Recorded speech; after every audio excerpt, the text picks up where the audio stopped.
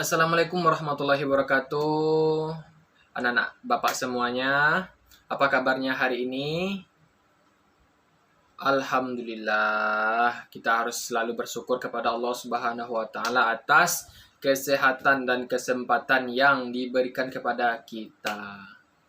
Nah, Bapak juga alhamdulillah baik juga. Terima kasih.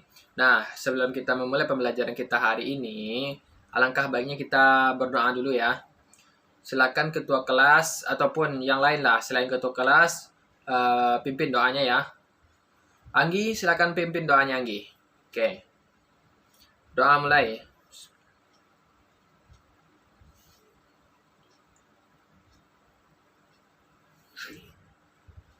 Selesai. Oke, dengan kita memulai sesuatu yang baik yaitu berdoa, semoga pembelajaran kita diberkahi oleh Allah Subhanahu wa taala dan memberikan manfaat bagi kita semua. Amin ya rabbal alamin. Selanjutnya Bapak mau absen terlebih dahulu. Apakah di sini hadir semuanya? Bapak cek ya. Anggi hadir. Rifki hadir. Topit hadir. Nisa hadir. Rati hadir ya. Putri hadir ya. Berarti hadir semua ya. Oke. Nah, selanjutnya kita masuk kepada materi hari ini, yaitu materi tentang Khulafaur Rasyidin. Oke, di sini Bapak mau tanya dulu, siapa yang telah tahu apa itu Khulafaur Rasyidin? Dan yang tahu, silakan angkat tangan. Nah, silakan Putri. Ya, betul. Nah, Khulafaur Rasyidin adalah pemimpin yang diakui ataupun yang diangkat dalam umat Islam itu yang dinamakan dengan Khulafaur Rasyidin. Betul kata Putri. Tapi Khulafaur Rasyidin secara lengkapnya adalah pemimpin yang diberikan petunjuk oleh Allah Subhanahu wa taala. Khulafaur Rasyidin adalah pengganti Rasulullah SAW. Mereka berjumlah 4 orang.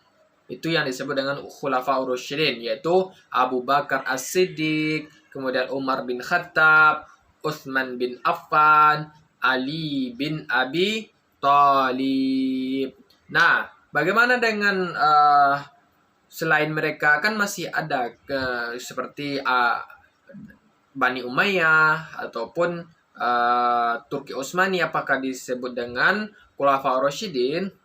Tidak, tetapi mereka tidak termasuk Khulafaur Rasyidin, tapi tetap mereka sebagai pemimpin. Nah, Khulafaur Rasyidin itu kenapa dianggap Khulafaur Rasyidin? Karena memiliki keistimewaan sebagai pengganti nabi. Ya, dalam tanda kutip ya, pengganti di sini bukan pengganti jadi nabinya, tetapi penerus tahta kedudukan kenabian waktu itu di Mekah sebagai pemimpin ataupun seorang presiden, gubernur di kota Mekah, Madinah dahulunya. Nah, Abu Bakar As-Siddiq, Utsman bin Affan, Umar bin Khattab, dan Ali bin Abi Thalib merupakan pewaris tahta dari kenabian dari Nabi Muhammad SAW. Nah, mereka lah yang memimpin setelah sepeninggalan Nabi Muhammad SAW meninggal dunia. Nah, mereka lah yang melanjutkan perjuangan kepemimpinan Nabi tersebut, menyebarkan Islam, memperluas wilayah, dan mengajarkan agama Islam kepada banyak orang. Nah, kita lihat, kita bercerita sedikit ya terkait Khulafaur Rasyidin 4 orang ini. Yang pertama itu Abu Bakar As-Siddiq. Abu Bakar As-Siddiq merupakan seorang yang dari keluarga yang terhormat di Mekah. Kemudian setelah itu sebelumnya nama asli Abu Bakar As-Siddiq adalah Abdullah bin Abu Quhafah, ia mendapat gelar As-Siddiq setelah masuk Islam. Oke. Abu Bakar As-Siddiq diberi gelar oleh Rasulullah SAW, yang artinya benar. Mengapa beliau mendapat gelar seperti ini?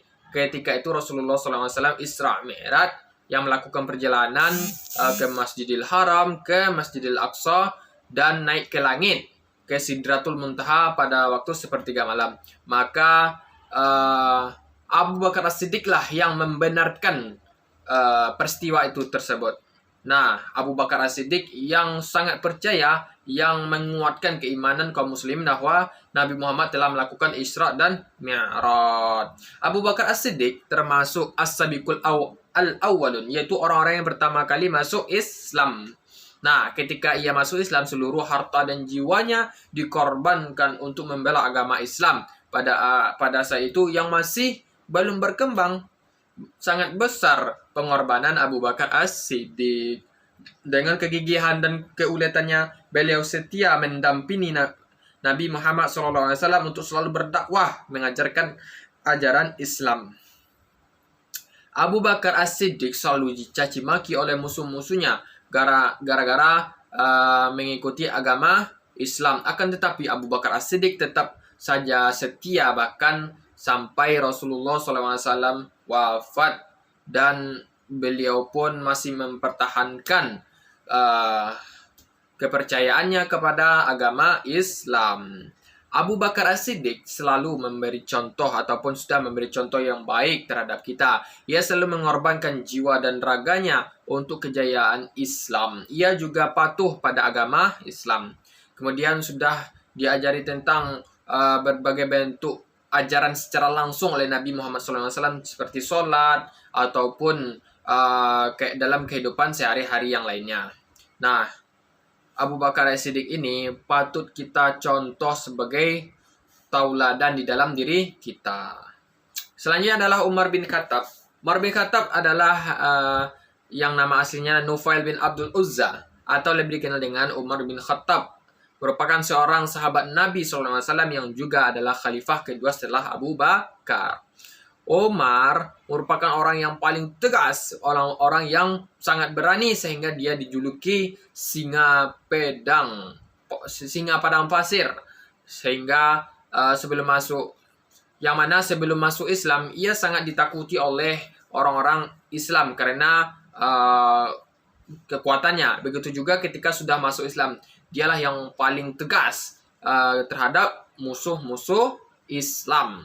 Nah, meskipun keras kepala, tetapi hati beliau sangat lembut. Ia keras terhadap orang-orang yang mengingkari ajaran Islam, ataupun orang-orang kafir, atau orang-orang yang benci terhadap Islam, munafik misalnya. Ketika ia menjadi pemimpin, ia selalu mendahulukan kepentingan orang banyak. Ia tidak pernah mendahulukan kepentingan dirinya sendiri. Itu merupakan Abu Bakar As-Siddiq. Nah, kita wajib mencontoh kelembutan hati Abu Bakar As-Siddiq. Walaupun keras orangnya, kita harus tetap mencontoh kelembutan hati Abu Bakar As-Siddiq. Selanjutnya, Utsman bin Affan. Utsman bin Affan adalah sahabat Nabi yang termasuk Al-Khulafaur Rasyidin yang ketiga setelah Umar bin Khattab. Ia dikenal sebagai pedagang kaya raya dan pebisnis yang handal, namun sangat dermawan. Banyak bantuan ekonomi yang diberikan olehnya kepada umat Islam di awal dakwah Islam. Ia mendapat julukan Zumarain, yang berarti pemilik dua cahaya.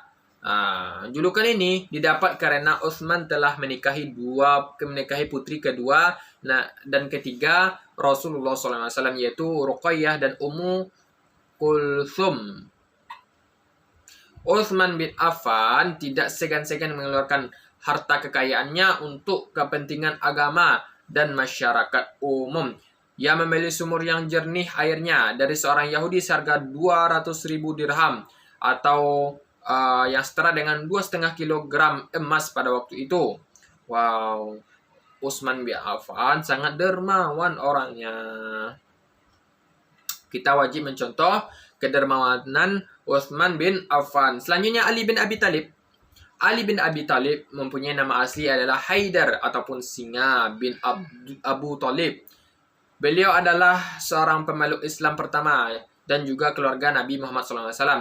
Ali adalah sepupu Nabi Muhammad SAW dan menantunya setelah menikahi putrinya Nabi, yaitu Fatimah. Ali dilahirkan dari pasangan Ali dilahirkan dari pasangan Fatimah binti Asad dan Abu Talib. Kelahiran Ali banyak memberi hiburan bagi Nabi Muhammad SAW karena beliau tidak punya anak laki-laki. Nabi Muhammad SAW bersama istrinya Khadijah mengasuh Ali dan mengangkatnya sebagai anak. Hal ini sekaligus untuk membalas jasa Abu Talib yang telah mengasuh Nabi sejak beliau kecil hingga dewasa. Sebagaimana Khalifah Umar bin Khattab, Ali bin Abi Thalib sebagai khalifah terakhir juga memiliki sifat yang sama, cerdas dan tegas. Ali ini merupakan orang yang sangat cerdas ya, apalagi menjawab pertanyaan-pertanyaan dari orang yang ingin menjatuhkan Islam. Maka Ali lah kunci dari ilmu setiap pertanyaan tersebut. Nabi pernah bersabda, aku adalah gudang ilmu, maka Ali lah kuncinya. Kita wajib mencontoh kecerdasan Ali bin Abi Thalib. Nah, itulah keempat kisah Khulafa Ar-Rasyidin yang patut kita contoh. Abu Bakar As-Siddiq, orang yang pertama masuk Islam yang sangat percaya terhadap keyakinan Nabi dan sangat besar jasanya terhadap Islam. Kemudian Umar bin Khattab yang memiliki sifat keras tetapi hatinya sangat lembut. Kemudian ada Utsman bin Affan yang sangat dermawan, dan Ali bin Abi Thalib seorang yang sangat cerdas. Itu merupakan contoh yang baik bagi kita dalam kehidupan sehari-hari, yaitu mencontoh Khulafaur Rasyidin. Nah, apakah di sini ada yang mau bertanya? Oh, tidak ada. Oke. Mungkin Bapak tugaskan kepada kalian terkait materi kita hari ini. Nanti minggu depan Bapak akan periksa. Oke. Mungkin sampai di sini pembelajaran kita hari ini. Semoga bermanfaat. Kita akhiri. Subhanakallahumma wa bihamdika asyhadu an la ilaha illa anta astaghfiruka wa atubu ilaik. Assalamualaikum warahmatullahi wabarakatuh.